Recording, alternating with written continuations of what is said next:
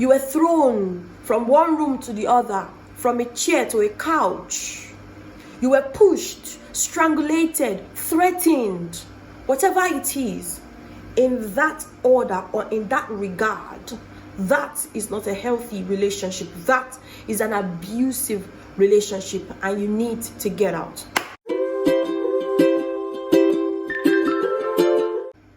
Hi guys, you're welcome back to my YouTube channel. This is Dr. Bella. I hope the Lord has been good to you, your friends, your family, and your loved ones. And if this is the first time I'm all up on your screen, hi, thank you for stopping by. You're welcome to the Blessed Family. Please subscribe and join the Blessed Family. God bless you. Guys, today is a very special topic to me because I've experienced this personally, like for myself, by myself before. I didn't tag it as a form of abuse initially, but when I started, jotting down and documenting the things that I was going through, I realized I was being abused.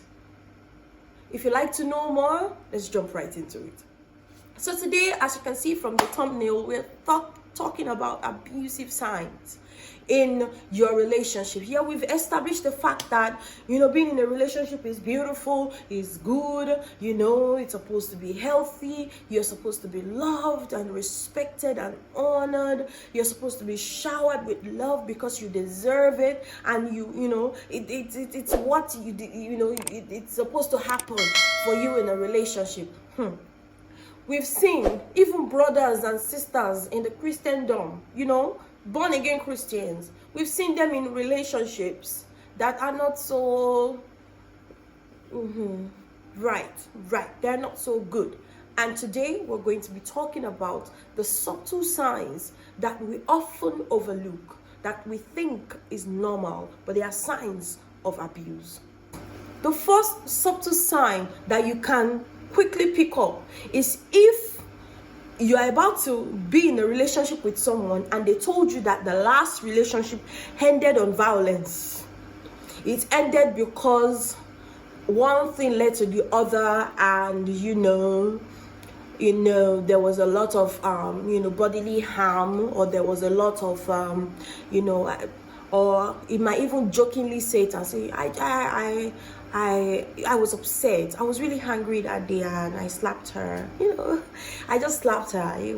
But after that, I apologized and it never happened again. Hey, my sister, carry your shoe. Put it on your head. Huh? Run. If there was ever any history at all of verbal abuse, which means this person just, once they open their mouth like this, it is never for your good. Never for your good. It's always to bash you, always to talk down on you, always to make you feel less of who you are. If there was any history of a man or a woman having beaten or haven't had some form of altercation with their past spouse or the relationships they've had before, if there's any history of such with the person you're about to start a relationship with, you might want to take a step back and check again and see if this relationship is a relationship you should go into. Even if you've started having feelings for the person, even if they are showering you with gifts, even if they are taking you out every weekend. We've established very well on this channel that marriage doesn't change people. If anything, it will magnify behaviors. It magnifies characters. It brings them out in their full-blown version. So if a man was previously beating his girlfriend and he tells you, oh, girl, that girl was stupid. Whatever I did for her, she didn't appreciate it. That's why I broke up with her. That girl, she was this, she was that. Or that girl, One time we had a disagreement, and I beat her up. If you've ever heard it, if he's ever said it, or if she ever said it, or you ever heard it from people, my sister, my brother, run. Sign number 2. Persons who have the tendency to abuse, in a relationship, apart from the fact that they probably have had it before, and it's very normal that if you've had, a partner before that you were, always talking down on, always using force on, always talking down on them, or you even beat them up, it's possible that that person will decide to leave you before time. And you will hear that, oh, Johnson and Becky were in a relationship 8 months ago, but now they've broken up, right? They've broken up. See, Johnson is likely going to get into another relationship pretty much soon if he's the one that was abusing Becky. And this is the reason why.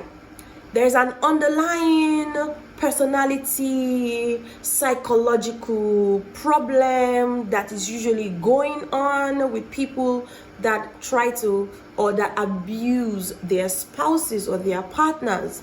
And so the main root, or the main issue, is rooted behind power and control.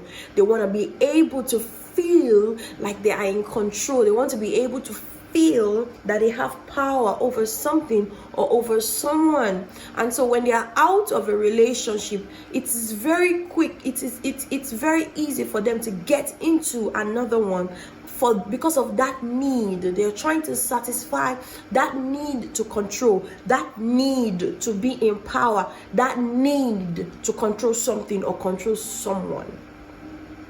So if you're about to be in a relationship with someone who just broke up with their boyfriend or girlfriend, or who just left a relationship that looked pretty much serious, especially if you were in that environment and you knew about it, you need to take a step back and analyze the situation. I mean, there's supposed to be a space between when you break up in a relationship and when you are about to get into another one, so that you can heal up and learn from the past relationship before you get into a new one. But if you see someone who, say, broke up 2 weeks ago and is already on another lady, or is already on another case, and already say, oh my God, I'm in love with her, or I love you, he's already telling you, I love you, I'm in love with you, I've loved you from the beginning, and sis, take a step back and evaluate that relationship. In fact, find out why they broke up initially from that relationship, because it's possible that he was probably abusing her. That's why they broke up. So you need to find out, so that you are not the next victim. Amen. Amen, somebody.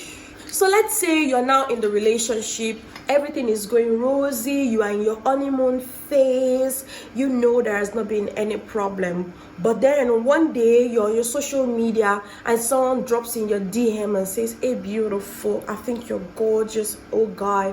And you look into the profile of this person who is trying to, appreciate your beauty, and you realize he's handsome as well. Okay, that's cool. And you go back and you start chatting with this person, and your current boyfriend sees it and is extremely jealous, and it becomes a blowout, and it becomes an issue to the point where he's starting to throw verbal abuse on you, telling you you are trash, telling you you are nothing, telling you if not for him you wouldn't be anywhere, all those kind of words, those demeaning words, curses, words that are really heavy, that can really affect you, just because you were saying hello to someone else and you guys are not even married, you are not even engaged. Sis,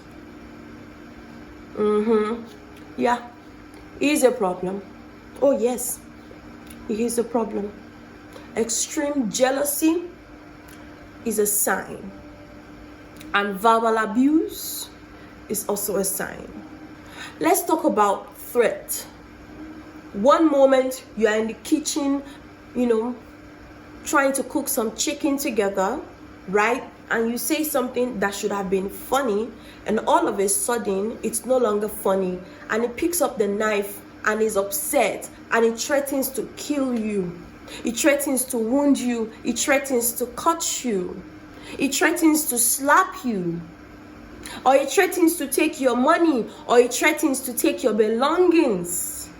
Sis, that is a big sign of abuse. And let me tell you, once an abuser gets away with it for the first time, because you guys are in love and you love him and they love you and whatever, it's like you empower them to do more. So it doesn't get better, it gets worse. My sister, run. What is similar to what I just said is the fact that what was supposed to be a joke, right, became something serious, and then there is threat in between.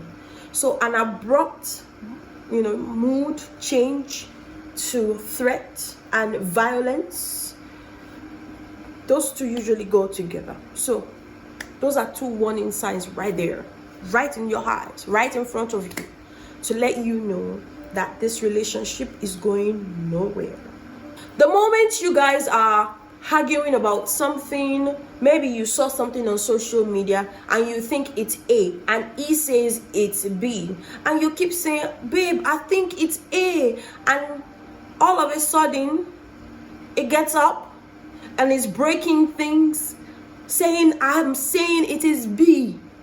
First of all, that's scary. And yeah, that's a big sign. So when a partner, during some form of argument, breaks things in the house, breaks properties, destroys things, that is a big sign. Coupled with the fact that it's probably extremely jealous, always having mood swings, mood changes, never saying anything good to you, never saying anything bad, anything good about you, always talking down on you, always talking bad, even threatening you, or has even started slapping you. It hasn't become a hit as yet, but he slapped you one day that you guys were having some kind of argument, and the moment he realized he slapped you, he pulled you close and said, babe, but it's your fault. You are the one that made me upset. You are the one that made me so angry. I love you so much. Hey, that is an abuse. If he uses force during an argument, if you're trying to leave the house and he's dragging you back and he's throwing you on surfaces, on the bed or on the couch, preventing you from leaving and all those kind of stuff, that is an abuse. And the face that you're in right now, it's in 4 phases.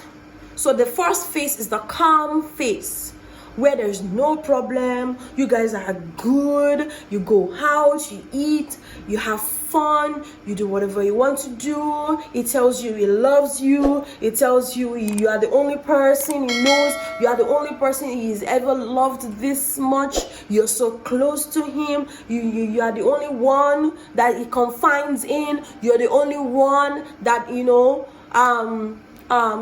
that he knows, you are the only family he has. He's never been in love with anyone else, and he doesn't think he will ever love anyone else. All of that good sweet talk, yes, that's your honeymoon phase. Every couple goes through that phase most times, especially when the relationship is just starting for the first time. You have a lot of words of assurance, lot of words of reassurance, lot of affection, lot of love coming in. But subsequent times in the relationship, what happens after? So in a healthy relationship, subsequent times will be, supporting each other, cheering each other up, in your goals, making making sure that everyone is okay. He checks up on you, you check up on him. Usually in the first phase, the calm stage, is the one that checks up on you a whole lot more. It checks up on you a whole lot more, almost wanting to know what you're doing per time. He wants to know who you're greeting. He wants to know who you're beckoning to. He wants to know who you're saying hello to. He wants to know everything. There's a thin line between the healthy checking up on you and the unhealthy checking up on you. So you have to read between the lines, the questions he's asking you when he's checking up on you. It's not of a sexy way of, oh, what are you wearing right now? I mean, some people do that when they try to check up on each other in a sexy way. This one might do that, but more than that is like, who are you talking to at the moment? Who is in your house? What are you eating right now? What did you eat before? What time did you get in? What time did you go out? What time did you have your bath? What time did you brush your teeth? All those kind of very nitpicking, on point, I want to know what you're doing, I want to know where you are kind of questions. You have to be very careful with them, especially in the calm phase, in the honeymoon phase. Then the second phase is what we call the tension building state. This is where you have an argument. Every couple comes into the relationship with their differences. So it's very normal that a relationship can go through some phases of argument. That's absolutely normal. But the reactions and the occurrences surrounding that argument will make you know if this person is going to abuse you or not. In the tension building phase, you only see that there is an extreme cutoff of communications between your spouse. And maybe something happens yesterday night and he didn't like it. Instead of him to express himself, to say, this is what happened, whatever, he just completely shuts you down. No word, no care, and it can go on for weeks. And you're wondering what happened. Then you start to get fearful, like, oh my God, did I do? Oh, what happened? Hey, what happened? Oh my God, why is he doing this? Why is he doing this? And he can't even check up on me. What's happening? What's going on? And then you pick up your phone and you check up on him, and then the incident happens. The incident comprises of the phase where it has the outburst of emotions, is verbally abusive or even physically abusive. He has started becoming psychologically abusive from the moment it broke down communications with you. From the moment it just cut off all communications and would not speak to you. That's psychological abuse right there. And a lot of women don't pick this up. They just feel like, oh, at the time he was upset, that's why we never spoke. No, a healthy relationship is not like that. A healthy relationship, although upset, will communicate. Although upset, will tell you how they feel. Although upset, will not abuse you verbally or physically. So the incident phase will tell you where you are at. So if you are in an abusive relationship, it will go all sporadic on you. Abuse you, talks down on you. I mean, in my personal experience, I've experienced it when we're having an argument, right? And it tells me, you, who do you look at you? Who do you think you are? I'm an upgrade for you, idiots. I'm an upgrade. Oh, the persons in your life, the people that you know, they are not even up to my standard. They are not even up to me. I'm an upgrade for you, and you are still doing nonsense. I am still behaving like this. Who wants to marry somebody like you? Who will marry a woman like you? Ha! You disgust me. You irritate me. That is verbal abuse right there. Verbal abuse. I don't care the excuse. Oh, it's because he was upset. Oh, it's because he was angry. We all get angry. You get angry, don't you? I get angry too. I get angry too. When you have upset at work or angry at somebody at work, pardon my H factor, do you go and tell them that they are this, they are that? Everyone gets angry. Do you eat your co-worker when you get angry at them? No. Everyone has anger as part of their emotions, okay? Not knowing how to deal with it in situations and inflicting pain on others, that's abuse right there. Then there is a reconciliation stage where he blames you for abusing you and tells you that you are the cause after, coercing you and telling you that he didn't mean it. He apologizes. He is sorry. It will never happen again. He will never do it again. I promise you, baby. I will never hit you again. I will never touch you again. I promise. I promise. You mean I said that? Me? You mean I said that to you? I would never do that. I would never hurt you. I'm so sorry. I never knew I said those things. That's the reconciliation stage. And in the reconciliation stage, the victim thinks, oh, that's true. I was upset. Okay. All right. I hope he doesn't do it again. And then you are back again to the calm stage. And you are in honeymoon again. He's monitoring you again. He's trying to get to know what is happening in your life. He's controlling your social media account. He's controlling what goes on in your life. And this time he's starting to isolate you from your friends and your loved ones. Everyone is a problem to him. Everyone around you, that they were perfectly normal before. They were perfectly fine before. Everything was okay before. You could talk to Becky easily. You could talk to Gia easily. You could talk to Luca without any problems before.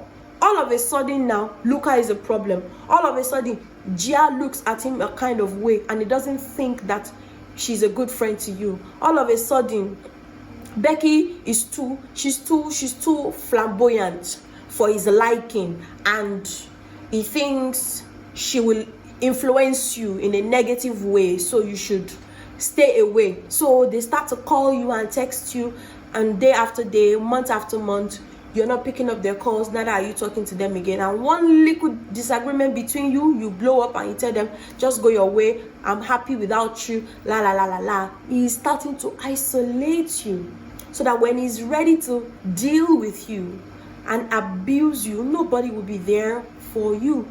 And it also creates fear in your mind, thinking that nobody will be able to save you or help you out of this situation. And this is how it operates. And that usually occurs in the calm stage. Then the tension building stage comes. Then the reconciliation happens. Then everything is okay again. And this can happen from couple to couple, nation to nation, race to race, ethnic group to ethnic group. It's everywhere all over the world. And between couples, it can happen within the space of 2 days, 3 days, 1 week, 1 month, depending on the individuals that are involved. So these are the kind of subtle signs that you should watch and look out for. Some of them are right there in your, right there in your eyes, right there in your situation, in your face. They're right there in your face. And some of them are really, really subtle. You have to be able to know what is healthy and what is not. So how do you get out of this relationship? Number one, talk to somebody. And don't talk to them just so you can confide in them and you can tell them. They can be your dumping ground for secrets alone. Talk to them so that they can find a solution to the problem for you. Number two, document your injuries. It's very important. This is very essential, especially in the case of sexual abuse. Document your injuries. If you were ever sexually abused by your spouse or by anyone, as soon as all of that is done, please report yourself straight to the police station. Do not wash. That is where some investigations will be done and the culprit will be fished out, for a lack of better word. Document words. You can do a voice recording of verbal abuse. You can do a video of physical abuse. We have social media now and we have phones all around. You can do that as well. Document what you go through. Keep them safe for the day of reckoning, for the day of judgment. Talk to someone about it.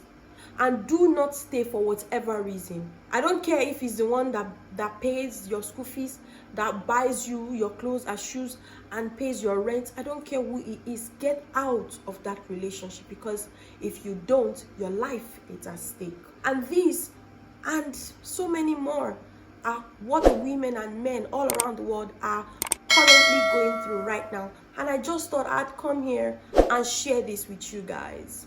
Please, if you know someone who is also going through this, some form of abuse, psychological, physical, verbal, sexual, economical, in whatever way, please help that person out by reporting to the necessary authorities. There are measures that are being put in place all around the world in different countries to be able to contain this situation.